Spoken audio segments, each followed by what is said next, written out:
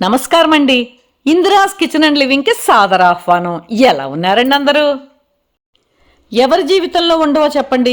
ఇప్పుడో అప్పుడో ఎప్పుడు ఇంతేలానో లాంటి సమస్యలు, వాటితో సతమతం అవడం ఎవరి జీవితంలో ఉండవో చెప్పండి. ఆరోగ్యంలో చిన్నా చితకా సమస్యలు, దీర్ఘకాలిక సమస్యలు, ఉద్యోగంలో రోజువారీ సమస్యలు, అప్పులు, అకారణ శత్రుత్వం, వెన్నుపోటు పొడిచే స్వజనం, నిత్యం సవాళ్లు, ఆర్థిక నష్టాలు, అనవసరమైన వ్యయాలు మరియు వృధా ఖర్చులు, ఒంటరితనం, ఆసుపత్రులు, జైళ్లు, ఆశ్రమాల వంటి నిర్బంధ ప్రదేశాలలో ఒంటరి జీవితాలు, మనోధైర్యాన్ని కోల్పోతూ ఉండడం, డిప్రెషను, చెడ్డ కలలతో నిద్రాభంగం, నిద్రలేమి, కడుపులో చల్ల కదలకుండా ఊళ్ళోనే బతికేద్దామనుకుంటే ఎక్కడో దూర ప్రదేశాలలో ఒంటరి జీవితం, కాళ్ళు ఒళ్ళు వాచిపోవడం లాంటి సమస్యలు. మనిషికి ఉండే సమస్యల్లో సుమారు 70 నుండి 80% ఇలాంటివే కదండి.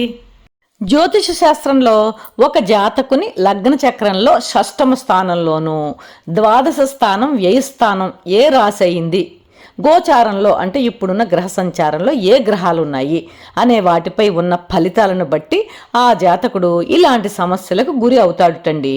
అయితే మన భారతీయత, సనాతన ధర్మం సమస్యను మాత్రం చెప్పి వదిలేదు కదండి. దానిలోంచి బయటపడే మార్గాలను కూడా సూచిస్తుంది. గ్రహశాంతులు, దానాలు చేసుకోవడం ఒక ఎత్తు అయితే, ప్రధానమైంది తప్పక ఫలించే విధానాలు 2 ఉన్నాయండి. షష్టమ స్థాన దుష్ఫలితాలకు రెమెడీగా స్వయాన తన శరీరంతో చేసే సేవ అయితే, ద్వాదశ స్థాన దుష్ఫలితాలకు రెమెడీగా దాన ధర్మాలండి, అంటే చారిటీ.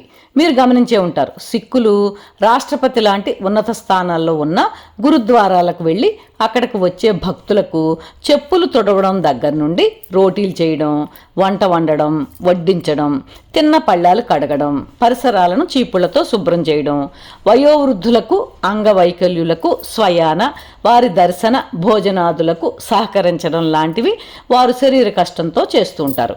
అలాగే అన్నార్తులకు, పేదవారికి ప్రత్యక్షంగాను పరోక్షంగాను దాన ధర్మాలు చేయడం లాంటివి సిక్కు ధర్మంలో భాగంగానే కర్తవ్యంగా చేస్తుంటారు. అందుకనే వారి ధర్మస్థాపకులైన సిక్కు గురువులు సిక్కులకు జ్యోతిష్ శాస్త్రం పనిచేయదు అన్నట్టండి. అంటే జీవితంలో ఉండే ప్రధాన సమస్యలకు కారణమైన షష్ట వ్యయస్థానాలకు ఉపశమనంగా సర్వీస్ అండ్ చారిటీ చేస్తుంటారు కాబట్టి.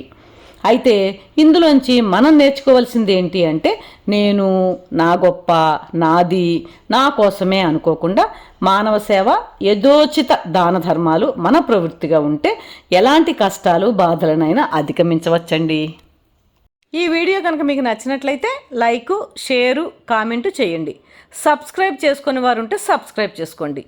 మీ లైక్స్ నాకు చాలా అమూల్యమండి. Thank you.